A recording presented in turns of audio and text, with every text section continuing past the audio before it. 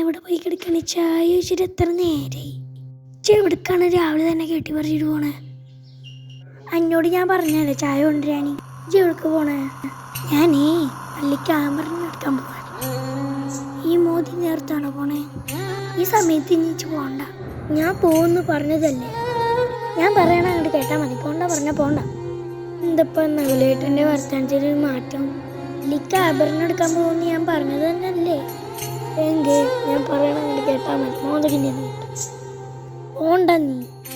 എന്താ ഞാൻ പോയാലും വീണ്ടും എൻ്റെ ശബ്ദത്തിൻ്റെ ഒക്കെ ഒരു മാറ്റം. നവലേട്ടാ തല അടിച്ചാണ്.